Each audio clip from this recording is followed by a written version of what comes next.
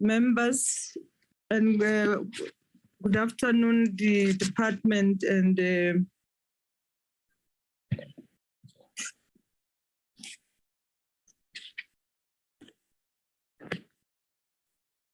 you are welcome to this meeting.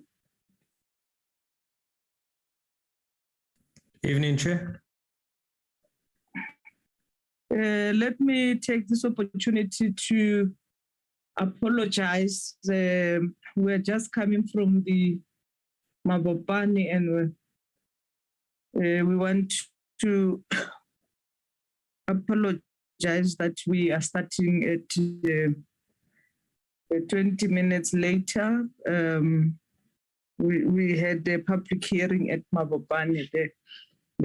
Therefore, it took us time to reach at the hotel, and we want to apologize for that. Recording in progress.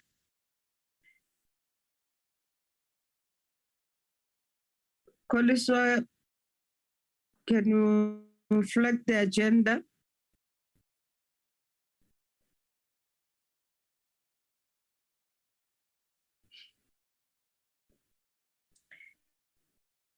I'm not going to have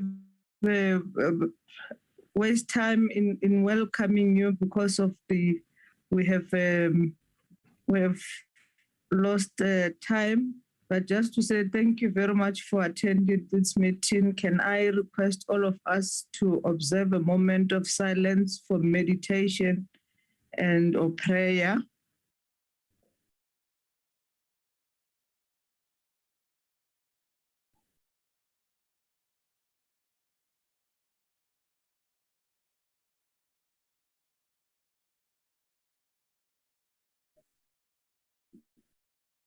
Thank you very much. Can we note apologies, Koliswa? Good afternoon, good evening, Chairperson and our guest. I have received an apology from DM Chwete. She's not going to be able to attend this meeting today. Ms. Powell, Mr. Heron also, and also the HOD of Gauteng is going to join us, but I believe she's still driving. Thank you, Chairperson.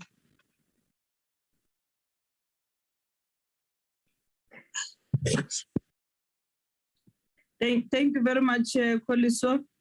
From the department, who's there to lead the presentation? Is it DG or Mr. Cheney?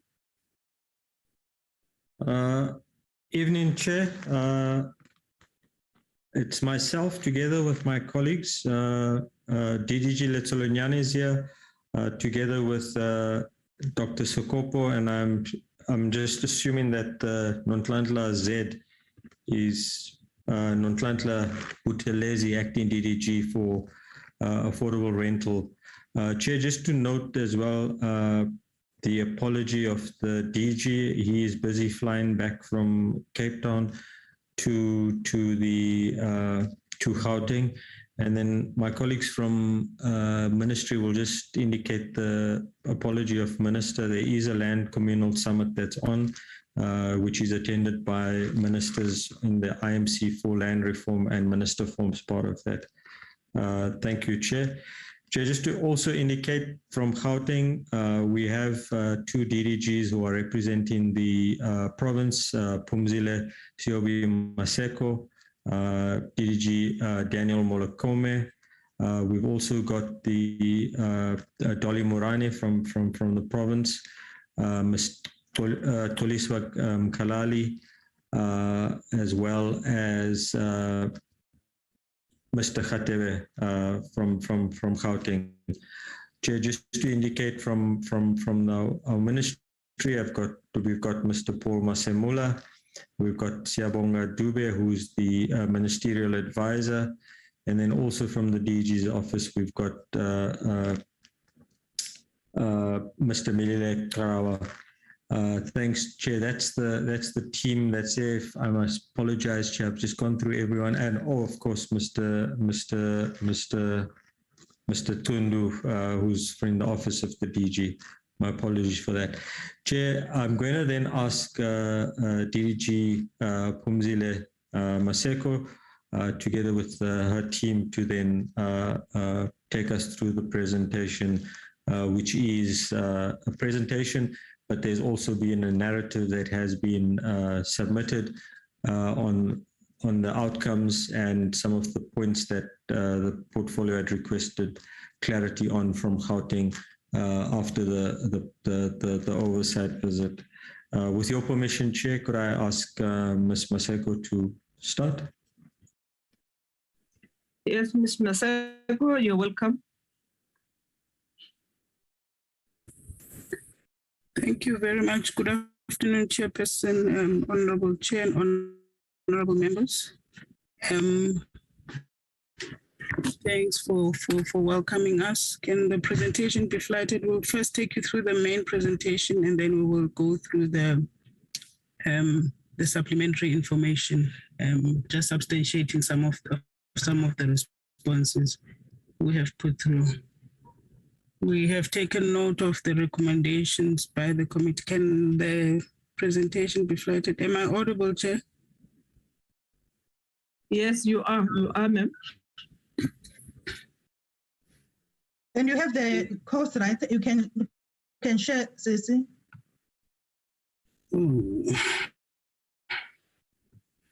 Okay, let me try and share. I'm not familiar with Zoom. Share screen. Okay.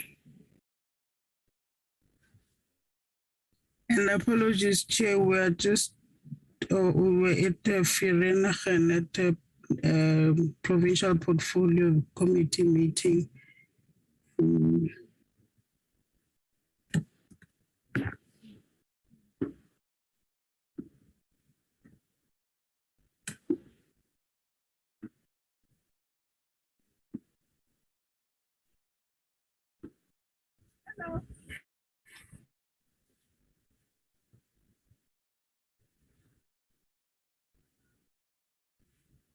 Is it visible, Chairperson and colleagues? Yes, yes, it is, ma'am.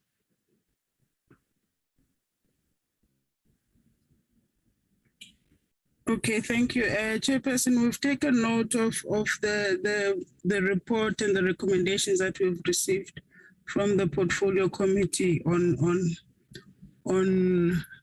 the oversight visit, including valuable recommendations and suggestions of how we can better the way we do our business. We'll just take you through some of the recommendations and some of the points that were raised. The first one has to do with title deeds. I'm sorry, Chair, I'm not familiar with Zoom, and there's a lot of things just coming up on my screen. I'm trying to minimize a lot of them.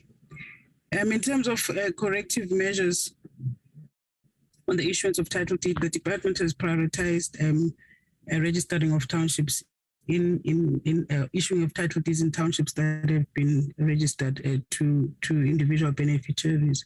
And there are a few measures that we go through to achieve this. We strengthen community awareness on title deeds through community meetings, and this is done in support of ward councillors to create awareness sessions and also to sensitize them on how the claiming process should go if there are any disputes. We have aggressive beneficiary education sessions on various platforms, including on the department website. And then we also have service providers that go on the ground for physical verification on sites in the various townships when the process of registration, as the first point or starting point of the process of registration. Chairperson, in the last 6 weeks to about 2 months, the MEC has had bilateral meetings with all the mayors. The last one was yesterday. The new mayors of the municipalities. And in some of these sessions, we've raised some of our challenges with municipalities. And one that did come out strongly is old unregistered townships and how that is hindering the issuance of title deeds. And we are getting commitments from some of the municipalities to assist us. There was a question and a suggestion from the committee about the Lanseria city, and we were advised that careful planning is required for projects in order to ensure service delivery. In response to the Lanseria city, and there was also a comment to make sure that the funding requirements do not compromise other service delivery imperatives that we have. The Lanseria City mega project has been elevated to a presidential project, and a special purpose vehicle has been structured and established in partnership with the DBSA. And this is mainly to unlock bulk, because the lack of bulk infrastructure in that area is hindering the kickoff of the project. And then the Gauteng provincial government, through the planning unit, has appointed DBSA as an implementing agent for the Lanseria mega city. So all these interventions are going to assist us plan properly for the project and start construction in the correct phases. On many of the projects that we visited, we did get allegations or reports rather from work by community members and so on the sale of the illegal sale of RDP houses. And on this, would like to respond by saying all reported allegations of fraud and corruption, which is the illegal sale of RDP houses, are investigated, and we work together with apologies.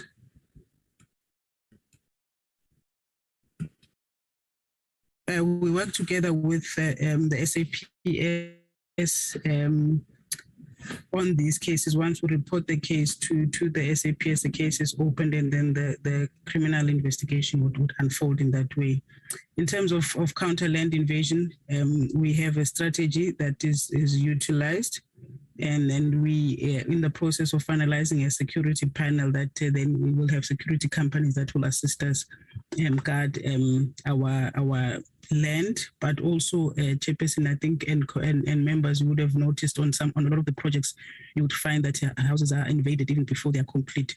So the security companies would assist us in securing some of our projects.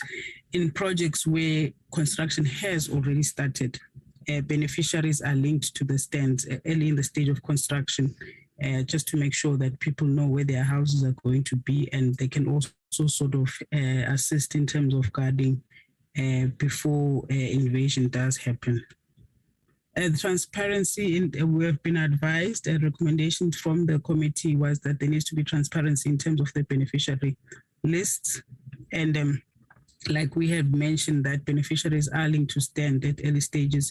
So our beneficiaries would come from the National Needs Register and trickling down through HSS. And once they've been linked to a project, and when construction starts, they are then linked to a particular stand. And that is done through the pre-allocation process when the construction starts. And then before allocations, the lists are communicated through community radio stations, through the project steering committees, and through call notes that are issued. In terms of consequence management for non-performing contractors, we do have a not a high incident, but frequency of non-performing contractors, and the department has implemented stricter contractual obligations for contractors who are allocated work. We require performance guarantee with all new appointments. So before the appointment letter is signed, the performance guarantee is just a certain amount that the department then holds in case of defaulting by the contractor. We can call up the guarantee to remedy any poor construction that would have happened. And then contract management has also been strengthened to track and communicate corrective measures with contractors on a monthly basis. In terms of early system for land invasion, we did take the recommendations of the committee that we should have some form of early warning system for land invasions. So the security panel that is underway is going to assist us with regular patrols to the vacant sites, the land that we own. And then we work with the SAPS and Metro Police. Whenever incidents do occur, we do have that relationship of calling them on to assist us. I think when construction started, that one we've gone through. And then there was also a recommendation that the province should be active in reducing the frequency of occurrence or the growth of informal settlements. And the informal settlements management strategies would lie with the municipalities, but on our land, the land that we own, especially the vacant land, we would then be instituting the early warning systems. The committee also advised the department to strengthen project planning so that by the time we get onto sites, projects are ready and there is little disruption as possible. And we are reporting that we use a project readiness matrix to ensure that projects are ready. So this is mainly in terms of your planning milestones to ensure that everything has been completed before the project does hit site. The project readiness matrix is one of the documents that is submitted when we do our annual business plan and our adjustment, and National Department also assists us when they review our submissions and ensuring that projects have ticked all the readiness checks, and if not, they are not recommended for approval. So the planning for social amenities is also budgeted for the inclusivity that we say our mega projects has been bringing. The planning for social amenities is part of the business planning process. The committee recommended that we should ensure inclusivity in the military veterans houses and make sure that there's diversity, taking all racial groups into consideration that were part of the military veterans policy of benefiting from houses. And we're saying diversity has been discussed with the National Department of Military Veterans, noting that we as provinces are just implementers at the database and the list, and the verification and approval comes from the DMV department. But we have had engagements with them in that regard. The committee also recommended that the department must make sure we increase beneficiation of historically disadvantaged individuals or groups in projects. And the department is implementing Treasury Regulation 9, which is on subcontracting for works 30 million rand and above. And we're tracking and monitoring on a monthly basis through our EPWP and economic unit that tracks compliance, making sure that your subcontractors are diverse as per the targets that we have set aside. And Chairperson and honorable members, in terms of incomplete block projects, the committee advised that they should be prioritized, and we are stating that yes, they are a national priority. And in this year, the department has budgeted for the completion of 30 houses in various projects, but we have also budgeted for structural assessment on several more projects, noting that the incomplete project would have been left at various milestones of construction over years. And typically, if a wall has been standing for more than 12 months, you'd need a structural engineer to assess it to make sure that it's still sound before you continue. So once we get the structural assessment report at adjustment period or in the next financial year, we will then be budgeting to complete some of those units. Chairperson, the committee also visited social housing projects in Tshwane, and the social SHRA was asked how do we deal with blacklisted applicants, and the response is that tenants are screened, and the screening includes credit bureau checks, But the purpose of screening is mainly to establish if there is a settlement plan in place, what were the circumstances of the bad debt, has some of the debt been cleared or settled, and all kinds of risk assessment is done for potential tenants in the screening process. But also the rental policy framework is that is currently being developed is going to cover all forms of rental. And tenant education is also conducted on new projects prior to occupation. The committee also wanted to know what is the criteria, what criteria SHRA uses for applicants, and the qualification criteria is contained in the housing code, which is you have to be a SA citizen. That's the list there. That's the criteria that they look for when they are doing the screening of applicants. And then SHRA has said they will internally develop internal alert mechanisms and measures to detect and prevent against invasions. And the funding of student accommodation is not accommodated in the policy. I think that is currently being done under the GPF, the Gauteng Partnership Fund. The committee visited Mamelodi Hostel, and the recommendation from the committee was to ensure integration of the hostel dwellers into the community, the greater Mamelodi community. And the response is that the City of Tshwane Mayoral Committee has adopted an urban development framework that does integrate the hostel into the broader community. And community participation processes are ongoing as the redevelopment is happening and will be completed end of June this year. Just in terms of the temporary residential units that were set up in 2000, 454 have been completed, and 204 hostel residents have been verified and allocated. I think that's the end of the presentation, Chair. I would quickly like to take you through the supplementary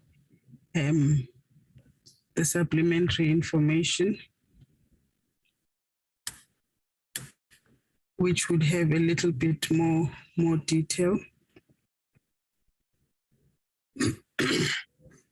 Supplementary responses that were required by the committee from ourselves. We were given a guideline that we should supplement the presentation that I've just gone through. And we should align the presentation with projects visited, indicate what interventions have been made with portfolio of evidence, and what measures have been put in place to attend criminal cases, and the elderly lady from Savannah City. Chairperson and honorable members, on invaded projects, we were requested to indicate the number of houses that were invaded on the visited projects and what interventions have been made to date. And the first project we visited was Palm Ridge in Egoruleni.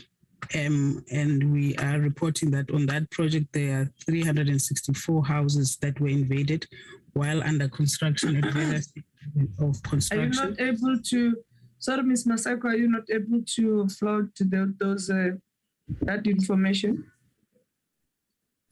Sorry, Chairperson, I missed you. Are you not able to flag that information that you're talking about? Because it's still the old presentation. Oh, is it still the old presentation? Yes. Okay, ma'am. I would really ask you, Secretary,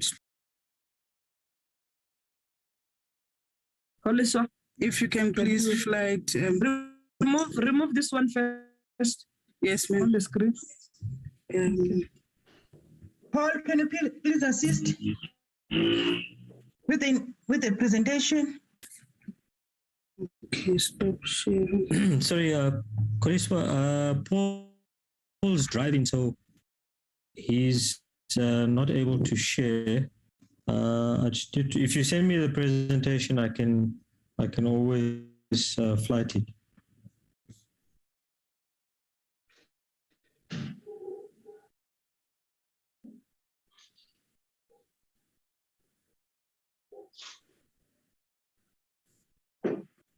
I will still I'm going to check it on my emails. I don't have it on the screen.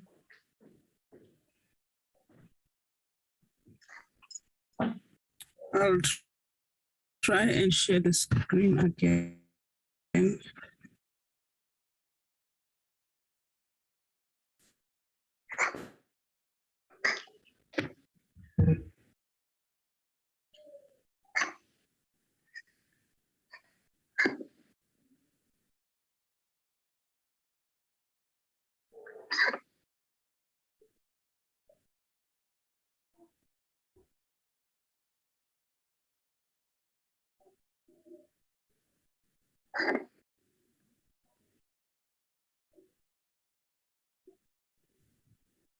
Is it visible, colleagues?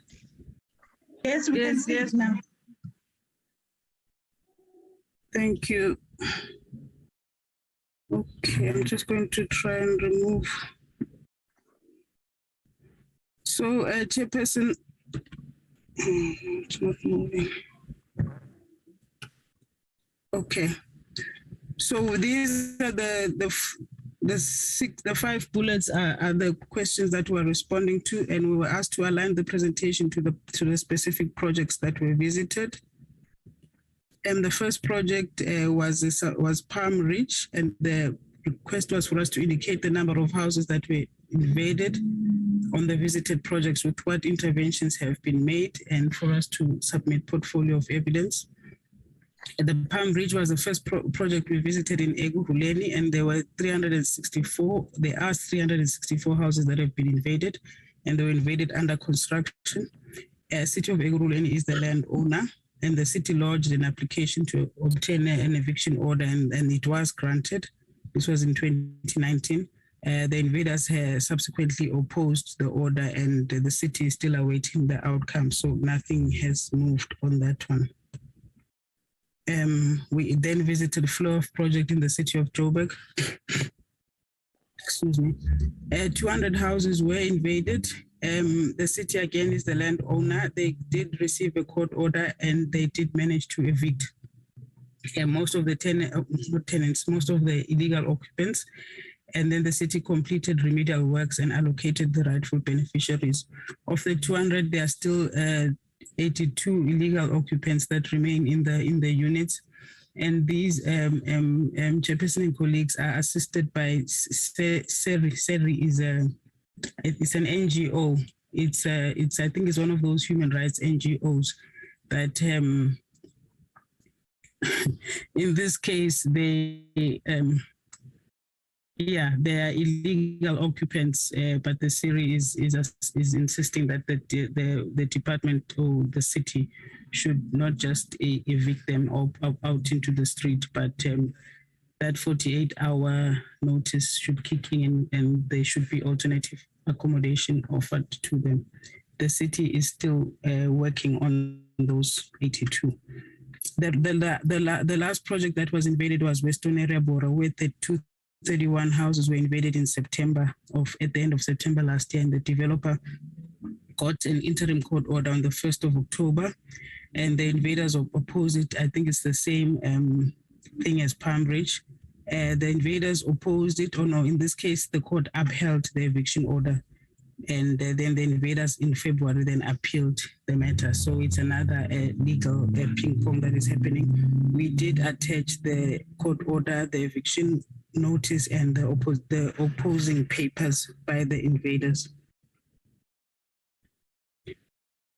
Corrective measures on the issuance of title deeds. Title deeds progress report should focus on a number of on the visited projects and include reasons for non-issuance. On Palm Ridge, the project that we visited in Ekurhuleni, 5,027 title deeds have been issued from 27 to date, and 213 are outstanding, at hand in the department, and the outstanding title deeds are to be distributed. I think there's a planned date there of 6 June. But also it's also because that title deeds are not collected from municipal offices when homeowners are called to do so. Leopold mega project, they're still under construction. We're only expecting the first 300 houses in this financial year, so there were no title deeds. In Lufereng, Chairperson, 33 title deeds were registered in 2021, and this is This is done by the City of Joburg, which is engaging the conveyancers for the registration of the remaining 907 title deeds. We did not have an update for Fleurhof Chairperson. Apologies for that at the time of this report. And then for Riverside mega project, 609 title deeds were registered in last financial year. And then Savannah City, 2,159 have been registered from 2017 to date, and the department has 458 on hand. And then all title deeds for the completed units have been registered.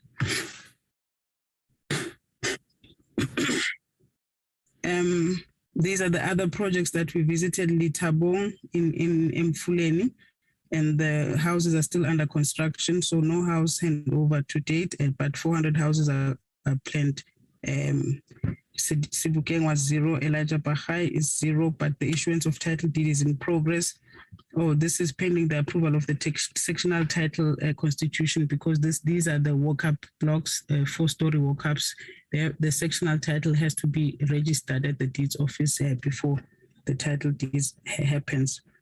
So to date, 1,598 beneficiaries have completed conveyancing documents. And then in Western Erabora, all title deeds for the completed units have been registered, the 970.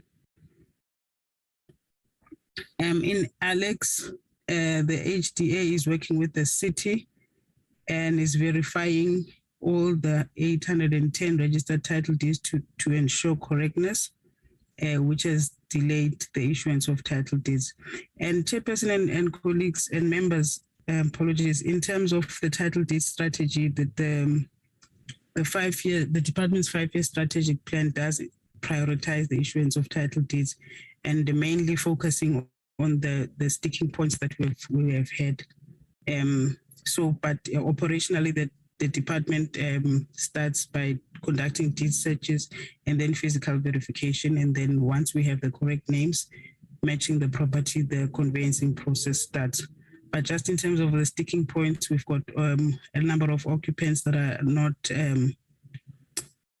that are on townships registered, but the occupants are not approved on HSS. And we have developed and submitted a strategy to deal with this particular instance called the regularization policy, which has been shared with the national department, and we are awaiting comments from the department. Our second sticking point is a strategy to deal with unregistered townships, where we have a number of townships where houses were built, but the township establishment never came through. So on an annual basis, we set aside money from our business plan for the registration of townships to unlock title deeds.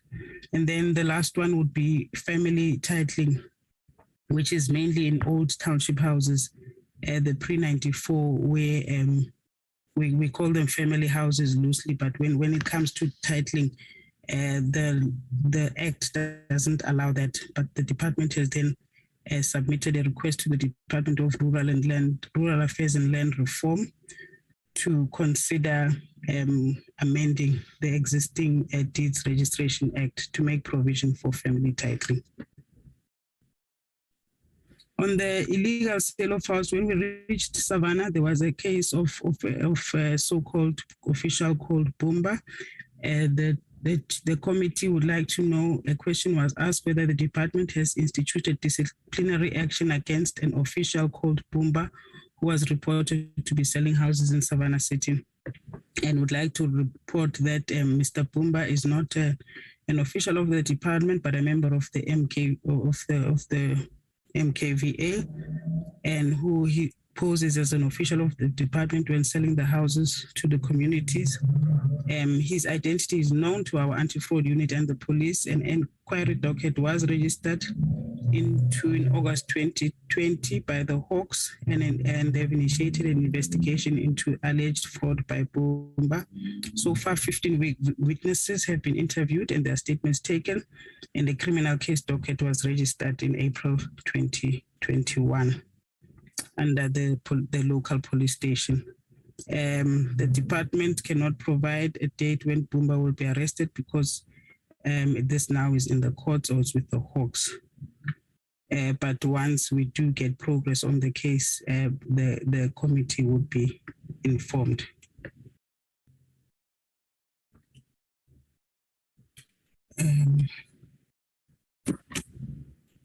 I'm not sure why my slides are not moving. Transparency of beneficiary list. I think we covered that extensively in the previous presentation. And the last point was the elderly lady in Savannah City who approached the chairperson with a query. The lady is Mayor Rachel Shabalala, and it has been confirmed that she is one of the 8,000 beneficiaries approved that are linked to Savannah City. Because when you apply and you are approved on HSS, excuse me, you are linked to a project, and unfortunately what happens with at Savannah City, the project is oversubscribed, because in terms of the plans, the project is only going to build 6,470 PNG units, and to date 2,300 have been allocated, but Mrs. Shabalala will be prioritized. Would like to report to the committee that since the visit in January, no houses have been completed and allocated.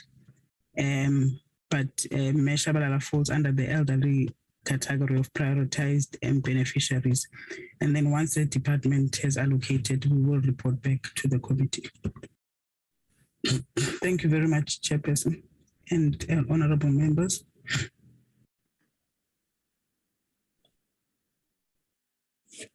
Thank you very much, Nemaseko. Did you change anything?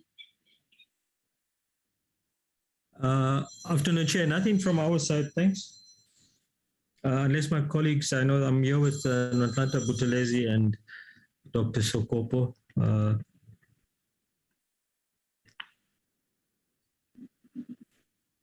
I am fine, Chairperson. It's non-change. Okay. Okay, thank you very much. Members, that was the report on the implementation of the oversight report that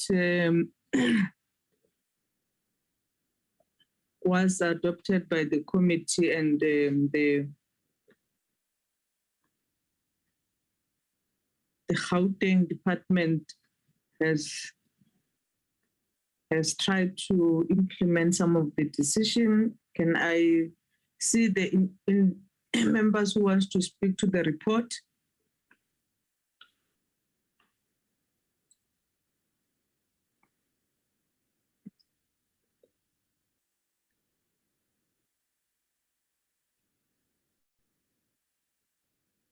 So are we happy with the report, honorable members? Chair. Okay, Honorable Sifai. Chairperson, thank you. I was not part and parcel of the oversight. Please assist me if I take the meeting astray. In terms of the report that you are getting from Ms. Maseko, am I right? That Ms. Maseko. The Chair, I appreciate the process and the progress on the title deed. And I think the actions that are to be followed is where the problem was in terms of the title deed, that issue of township establishment, all those issues. And I think the department now, Gauteng has got it right. I want to speak on the issue of communities not claiming their title deeds in the municipality. I think it is a general concern where sometimes the communities don't know what belongs to them where, but they will continue to complain. Maybe the province should establish a local radios and local papers and public meetings where they have those lists of those people calling them to fetch their title deed. I think they will be excited to be called. They will really be excited to be called. It's a proposal, Chair.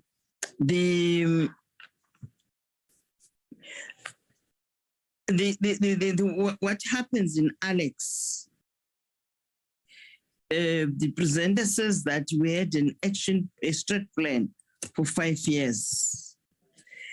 I think that strat plan has been there for many 5 years to address the issues of title deed. I think what becomes important is what is being done now, to have a clear action plan that is followed sequential to make it happen.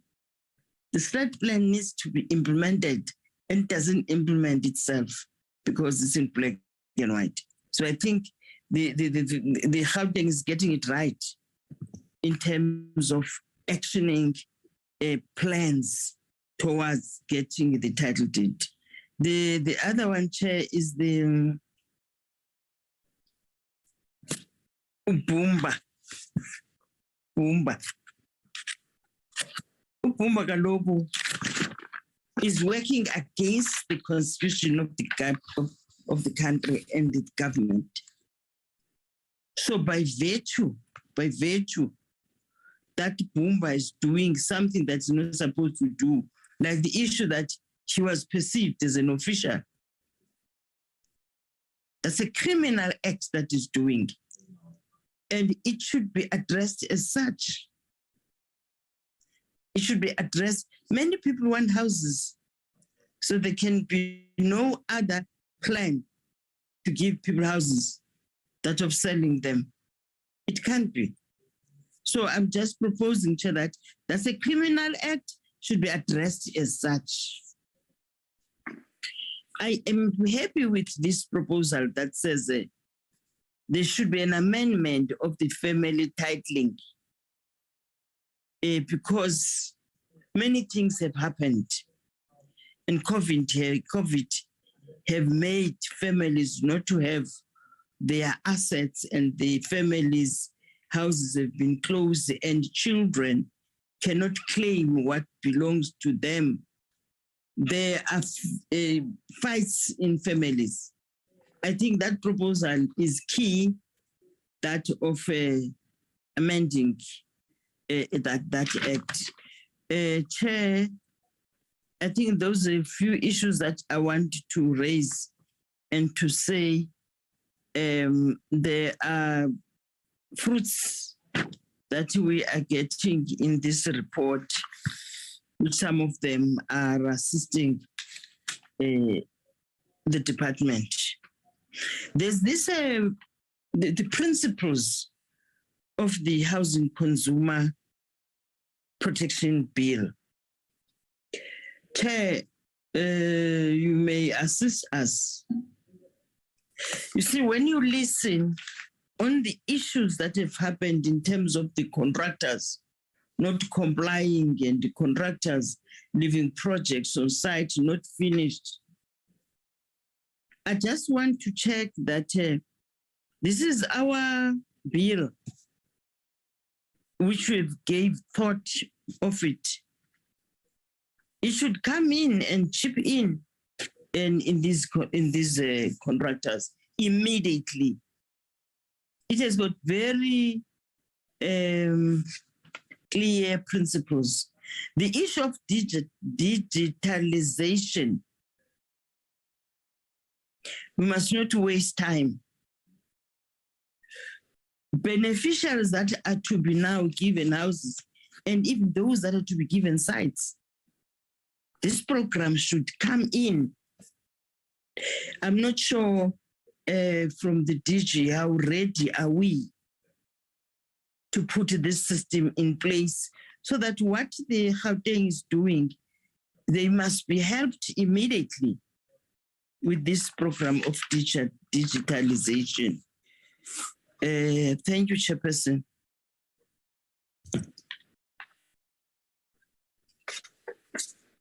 Thank you very much, Ma'am Sky.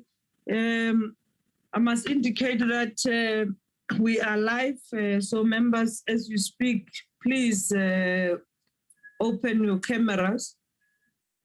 Honorable Tseki.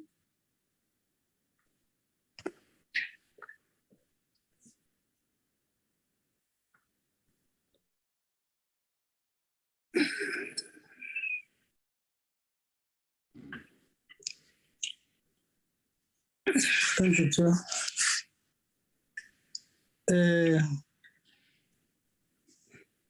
Chairperson,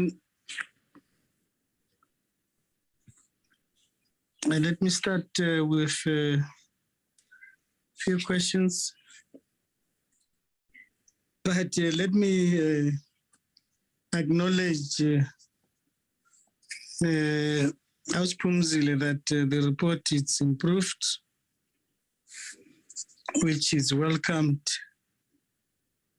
The Lanseria Chair, the presentation that was given to us was more relying on the private sector. That was given to us. Now, I'm not sure whether the department will effectively respond to this challenge that was presented in our visit. But of course, all of us, we celebrated Lanseria to say if it works indeed, as the president said, it's going to be a new smart city. One thing, Chair, that we should acknowledge is that more than 800 houses are being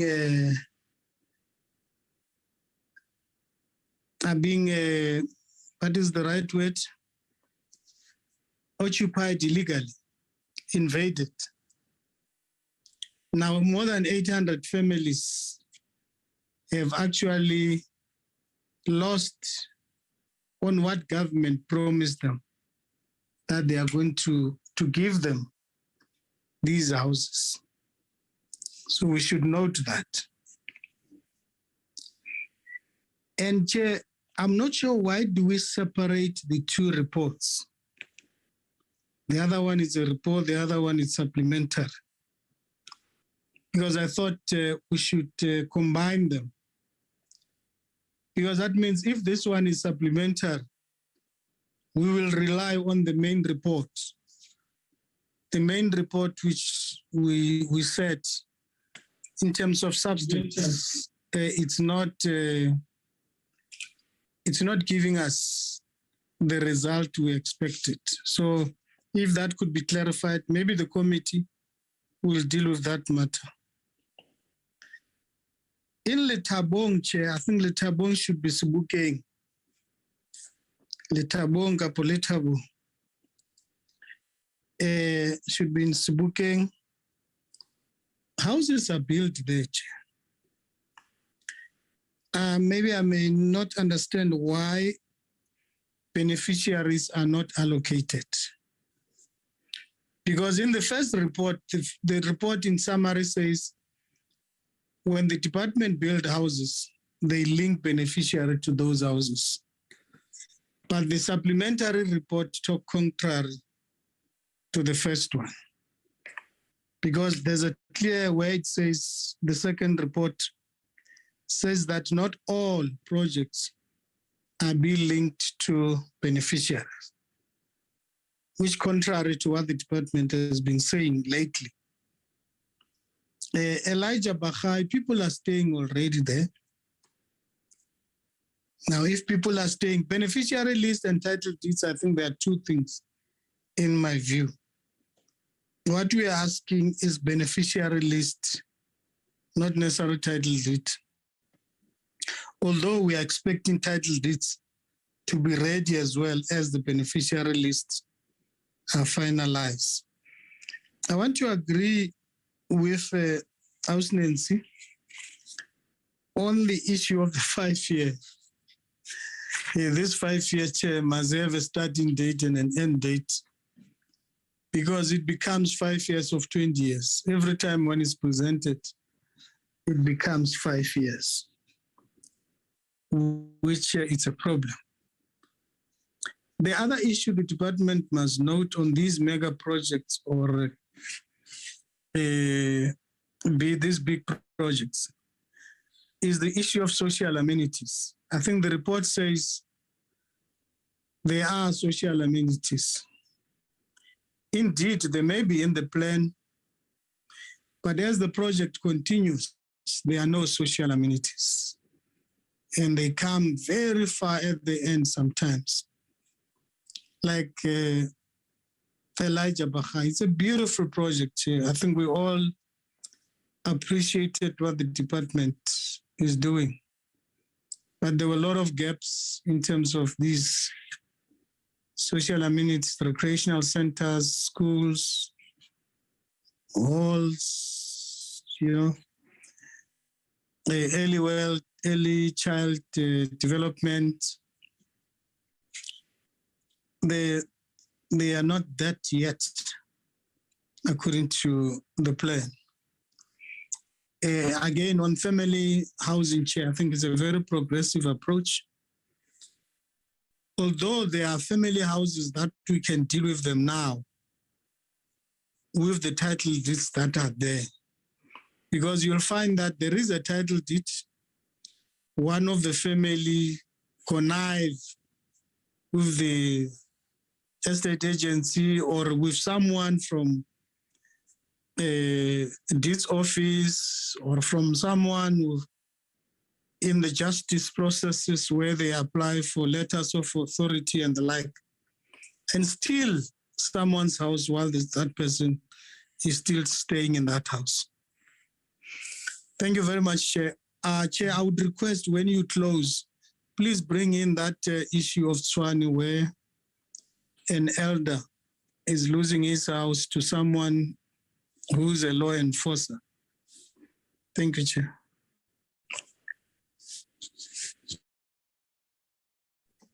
Thank you very much,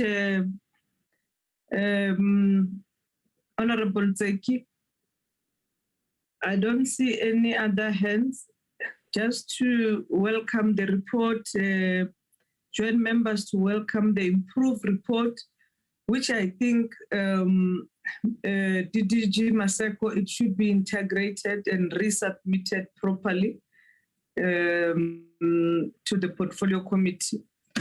The issue that I wanted to raise is on which I don't see featuring anywhere. It's on is it Kutsum, the singles. What is happening with those families that their houses have been affected. We need update on those matters, but on the illegal occupants, I know you have done a good job, but one would want to raise the issue of foreign nationals that occupy our houses. We want the department to be very harsh on those issues, because our people, they are on the beneficiary list, they are queuing, and you have foreigners which take their houses, and whoever is giving them we need to broad the issue of consequence management to those people. So we welcome the report. It's improved better. But what we need further, as we will be resubmitting this report, are the deadlines on how you are resolving all these matters. I'll then allow you to respond on issues members have raised. Member Seko and your team. Thank you, Chairperson. DDG Malukume, can you please assist with the responses on the title deeds and the beneficiaries? And Member Tseki, we have noted particularly the lack of social amenities in the projects. It is something that is clear, and we are trying to catch up in terms of providing those. The HSDG budget does allow, but it's just for the secondary ones. The primary ones, the key ones that are required, would be funded by our sister departments, education, health, and those big SAPS for the police stations. And under GPG, we've started discussions, but they are going slow, Chairperson, but we have started them for them to also start planning. But we do note the lack of amenities. And Temolokumi, please assist. Thank you, Chair. Through you. Thank you, Chair and DDG Pumzile. My name is, there on the screen is Daniel Mulukomi. I'm the GDG for Planning and Property Management in Gauteng. I'm going to respond to the unclaimed. Can you turn your camera, Tate Mulukomi? I thought it's only for the members. No. Okay, it's fine, the Chair. Thank you. I'm still the same one that you once met in Pope. Okay, thank you very much for that. The unclaimed title deeds, Gauteng, it is a province of 8 provinces, which means people come and go. So some of the title deeds that we have, the owners have, you find that they have moved to different places. Some might have even gone back to their place of origin because they came here for economic opportunities. But the other thing that is important is that we do not just from the province go to a municipal area. We work very closely with the municipal officials plus councillors that knows people that are staying in the ward area. And the second one is that we do adverts in the local newspapers. We did the same thing in Alex as well for the people to come and collect the title deeds. And then the other matter, which is also a challenge, is that we have the issue of family challenges, as we also initiated the issue of the family title deeds. And in terms of Alex, which is elevated to the ministers up to the president's office, we have HDA, which has been appointed as the agency to help us, and they have appointed a project management office, and one of the focus area is for the people to come and claim their title deeds. So I think that is what I wanted to emphasize. And the second one that I can handle in passing is Lanseria. Lanseria is registered with the South African Infrastructure Unit in the presidency. So the interaction is taking place between the presidency's infrastructure unit, which is led by the Dr. Ramkopa, together with the economic section of our province. So Honorable Tseki, you are right. It is at that level where it involves more than one municipality. I'm sure you know it is Tshwane, Joburg, and Mohali City. So hence it is handled at that level, not necessarily from the Human Settlement Department. And the other things, I think we note them. With the social amenities, I think the DDG Pumzile, let's make the community aware that there is a grant for the social amenities, but it is a limited grant that Human Settlement offers for your multi-purpose centers and the hall as well. So that one, we have and other social economic amenities.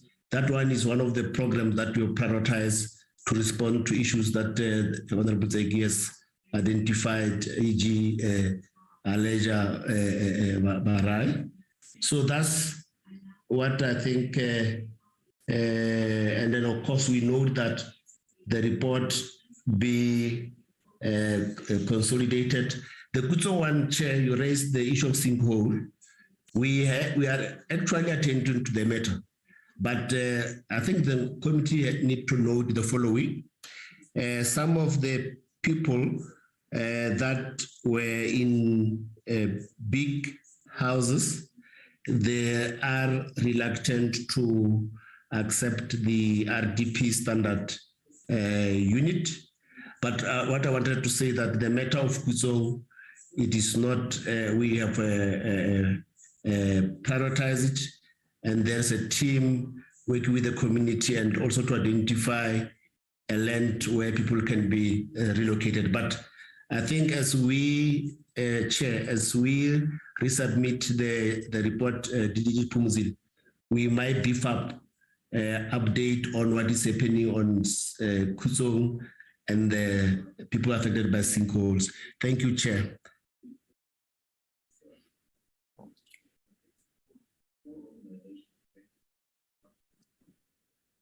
Thank you, Tatem Lokomi.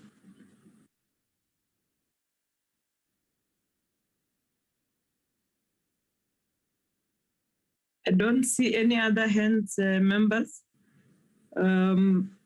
We will await for the consolidation of the report and included in should be those issues that have been omitted. And thank you very much, Gauteng. My apologies, Chair. Just one point. Okay. Honorable Zeki and Honorable Sekhoi. Chairperson, just one point. I think this is quite critical. As we speak about these invaded houses, there must be a beginning. If the department can also add in that report, these invading, how did it happen? Were people marching to these houses, people who go into these houses at night, whatever information they have, because we do know in terms of the PI Act, there is this 48 hours. So could the department say on whether they only realize these invasion after 48 hours? They may not respond now, Chair. I think when they report, consolidating this report, can brief us so that it will be a lesson for future, avoidance of such things. If we could talk about Gauteng invasion, Chair, we could take the whole day. But now these things continue. If it has continued in 2017, it continues in 2019, 2020, that means there's something wrong, Chair, that we should have blocked. The security that we are being told about today, it's not new, Chair. It has been there. But I'm just saying how do we, the response of saying how they are going to deal with those matters is acknowledged, but let's go to from the beginning on how it happened. Thank you, Chair.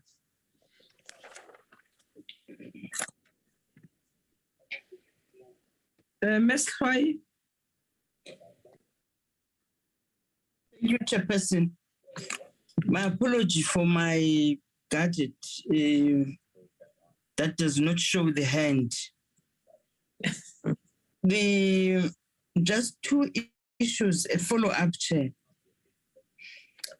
I'm interested to know when the invaders oppose the court order to be evicted, what are they advancing reasons?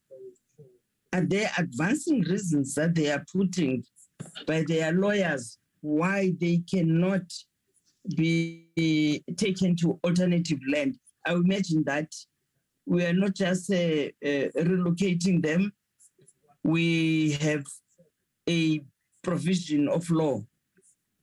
What are their advancing reasons? I raised the issue, Chair, that sometimes they have started to build houses where they are, and big houses which are not RDP. But it's important to get to know what are they advancing, because it's not their land. The second one, Chair, just the issue that has been raised. I just want to check, are we correct when we say we have planned for social amenities? Can't we say we have planned land sites for social amenities, which will accommodate even other departments? Because social amenities is not only sport facilities, it's many others.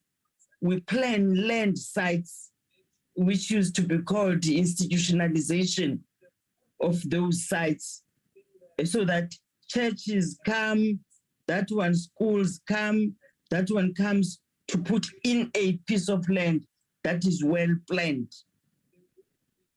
My fear, Chair, is that the human settlement definition, when it was changed from housing, there was that view. Can you have a way to clarify now that we are not building schools, Tina?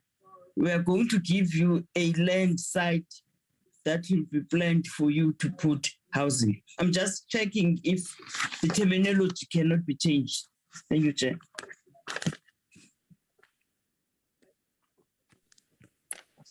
Member Second, the team. Thank you. There's a hand. From who? Mr. Posengwe. Oh, okay, Mr. Sopasingwe. Sorry, ma'am. Thank you very much. I'm in the dark, traveling. I just wanted to find out.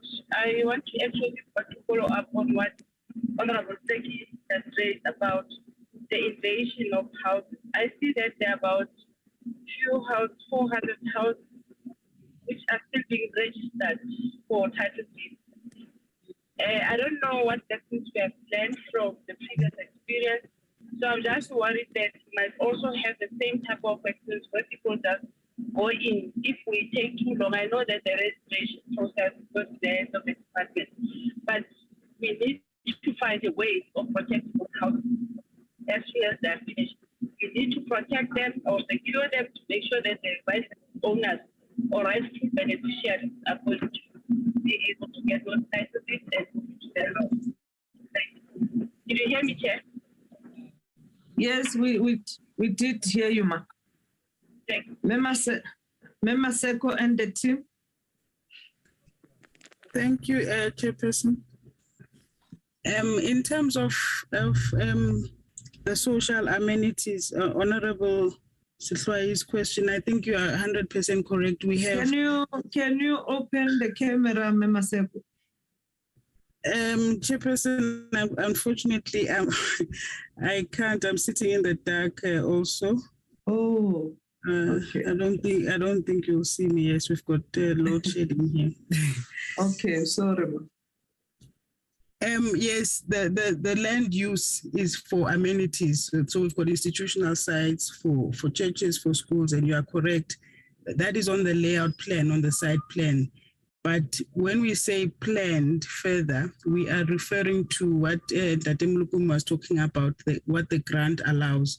So in this financial year, we have budgeted to build community halls, ECD, early childhood centers, sports fields, and taxi ranks in some of the mega projects with the HSDG.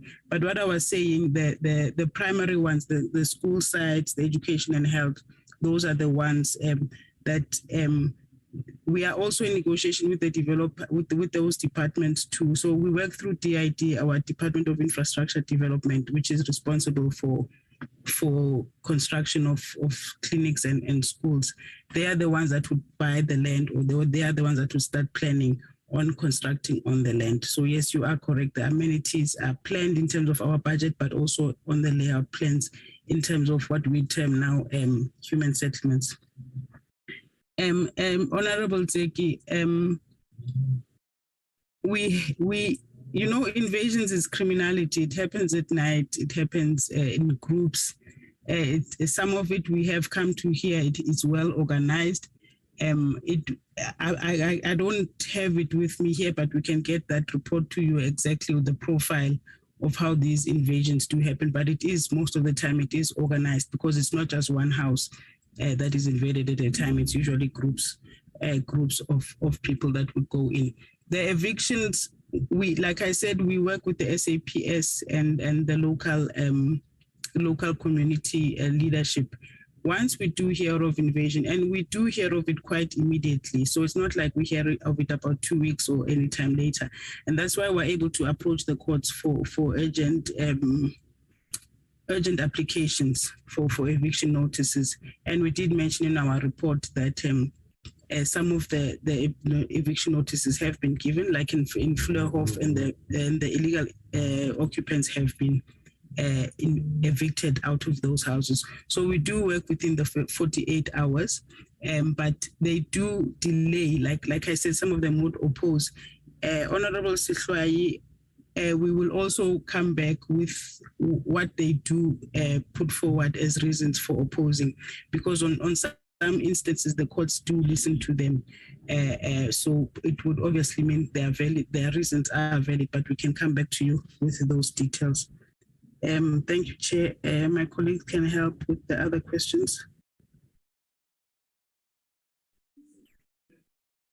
Yeah. Thanks, Chair. As Mulkome again, the common reasons that the lawyers, we call them human rights lawyers or social justice lawyers, they advance that an alternative land must be found for the people that have invaded.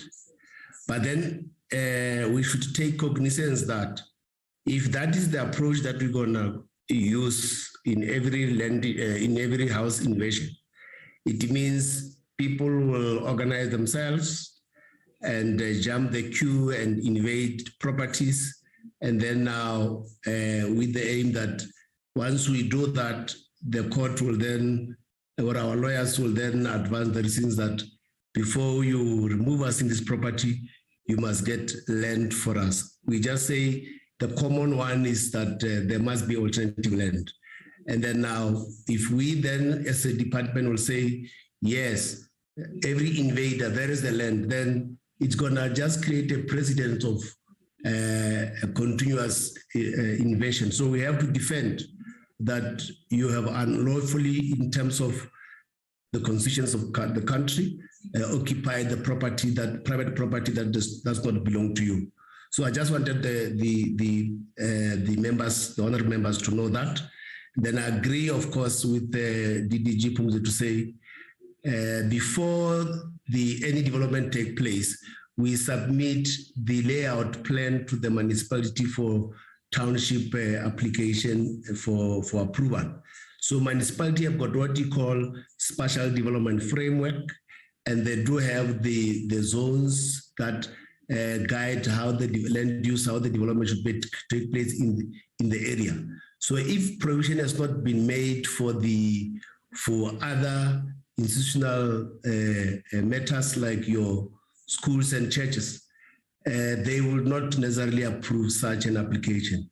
And secondly, I think we should make the members aware, honorable members aware, that we have the ESCO of Gauteng has approved a human settlement master plan that guide how we should develop the mixed income developments and then areas of demand.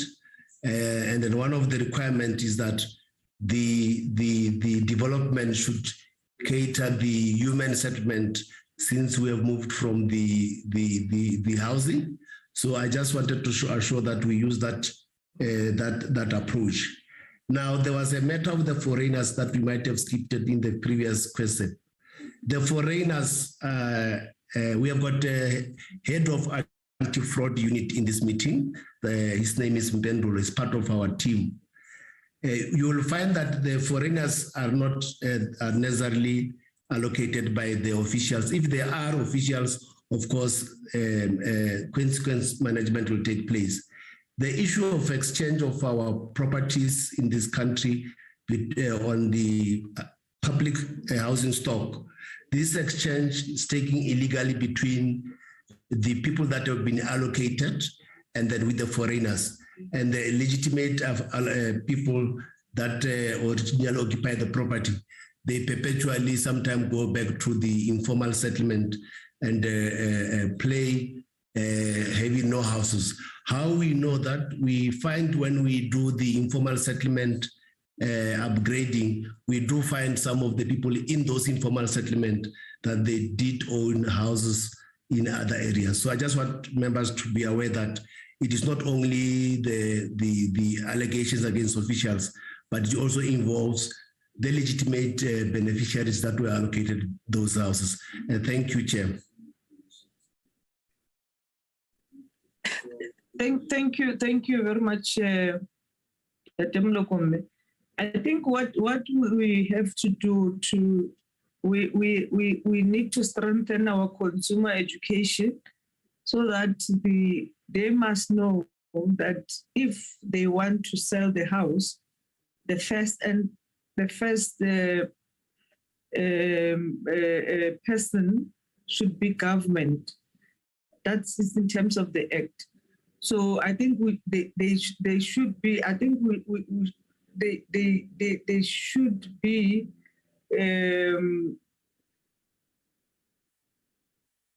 Mobilize our people, that if even there is an eventuality that they'll want to sell their houses because it's theirs, it's built by government, but they cannot do that within a period of 8 years.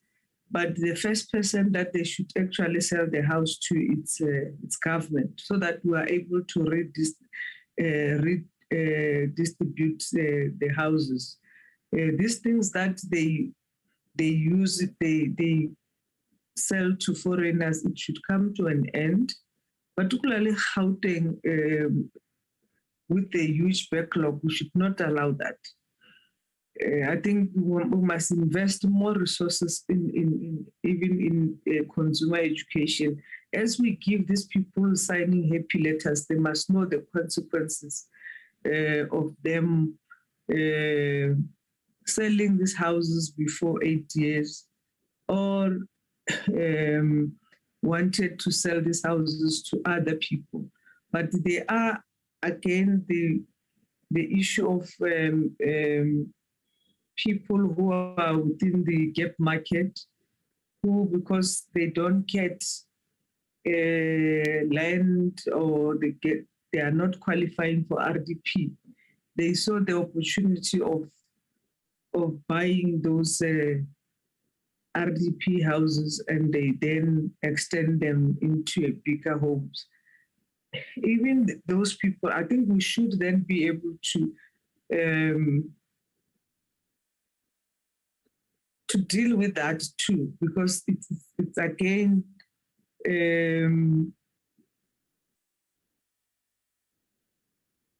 put more burden to government, and we should even have a way.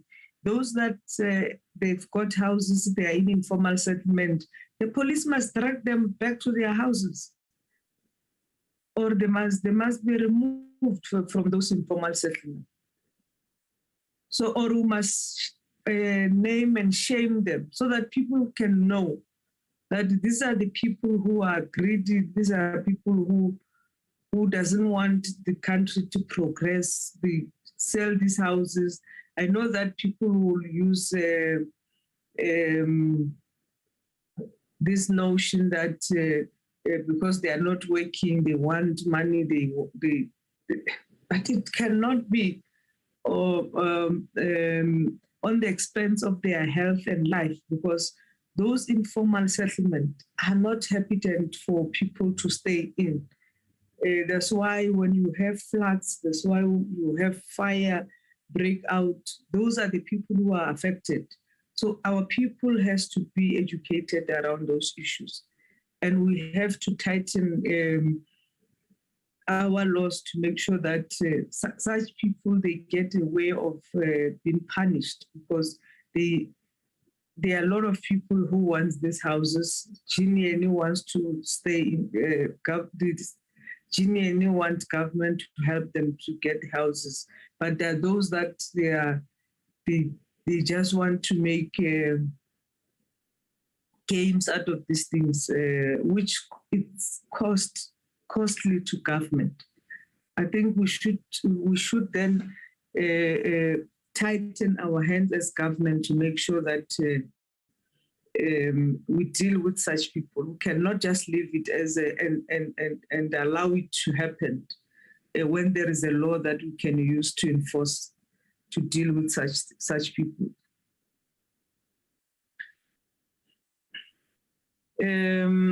I see Honorable Sopa-Singh, we are still raising a hand. Yes, Chair, I don't know if my question has been responded to, because like I said, I was traveling. I was asking as to, my question was, like there are about 400 houses which are about to be completed and title deeds will be issued soon.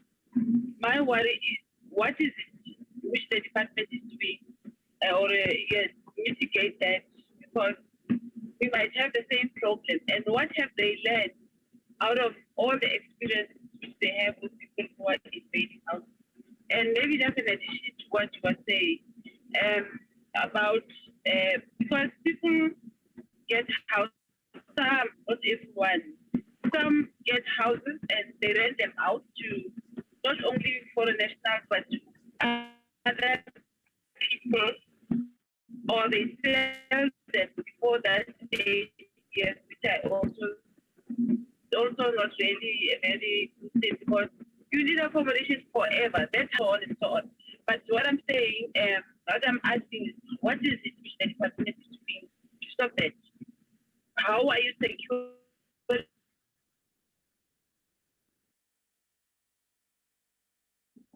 Okay, thank you very much, Honorable Sopa-Singh. Honorable Siswai.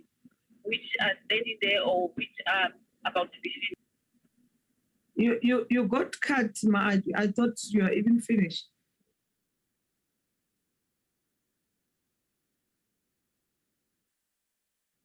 Ms. Roy.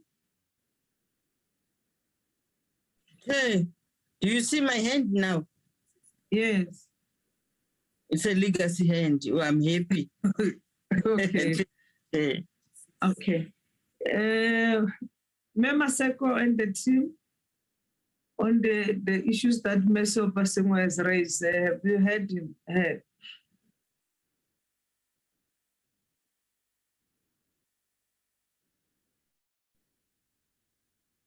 Member Seko and the Temlokome.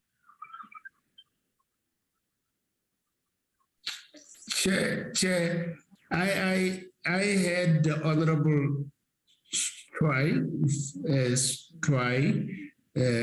my apology for pronunciation. She wanted, if I remember quite well, was talking about our later layout. Ms. Try, it's fine. It's only Ms. Sopa-Singh says, what lesson have you learned from this invasion? And Thank you, Chair. I think let's start this way, Chairperson.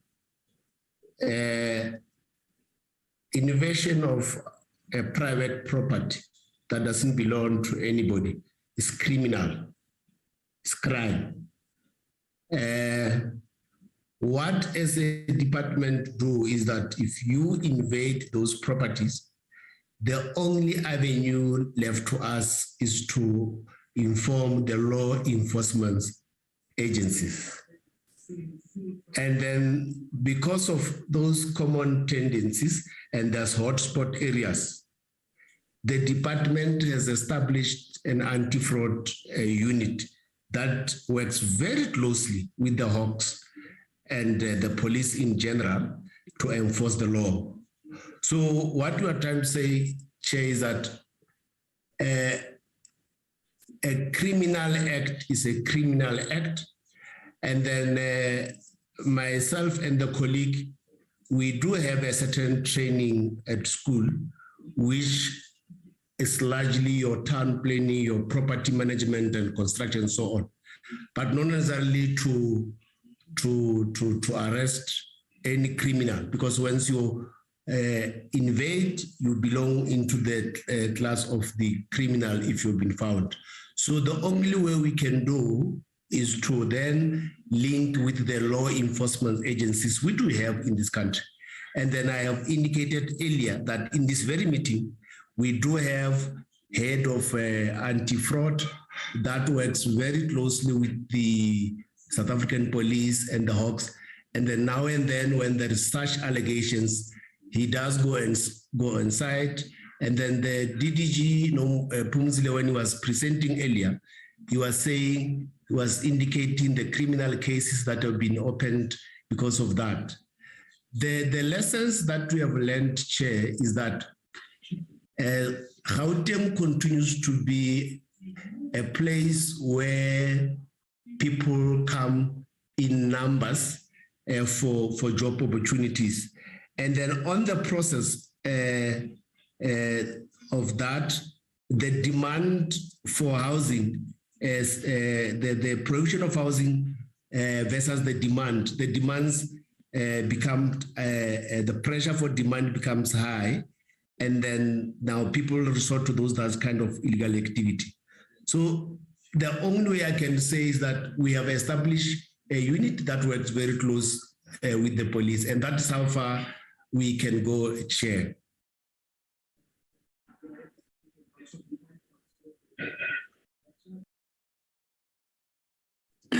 Thank you very much, Tatem Lokomi and the team.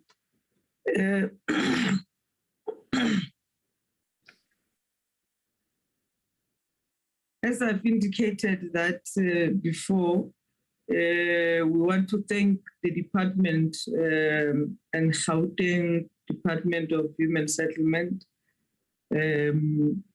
for the report, and we still appeal that it should be consolidated, and those some of the issues that need to be tightened up or included should be included and be submitted to the secretary of the committee. We will then ask the national department, as they come to present, update us on these issues, particularly on issues of invasion and illegal occupation, because this is a very serious matter. We'll continue to follow up on the matters, and the reports actually should have the deadline, particularly on the title deed. This thing that we, there was a community member who was saying to us as we were doing this public hearing, that was saying to us, I don't have a title deed. I've been going from post to pillar, and nothing is happening about me receiving my title deed. But you see, towards the elections, title deed just avail themselves. You just hear Minister Wilson or MEC or the Council of Tshwane or Joburg, they are handing over title deed. But when people go to the offices to demand those things, they don't get assisted. So the issue of title deed, we should take it as a serious issue. Our people deserve that dignity. Let's give them their title deeds. Where there is no bottlenecks, let the title deed be issued. Don't have to wait for elections or whatever. People must get their title deed. Thank you very much, Mr. Cheney. I hope I'm not closing you outside. I want to adjourn this meeting. No, Chair, I'll be fine. Thank you. We'll follow up with Gauteng. Thanks. Okay, thank you very much. The meeting is adjourned, and thank you everybody for availing yourself on Friday night. Thank you very much. Thank you, Chair. Thank you, The Chair. meeting is adjourned.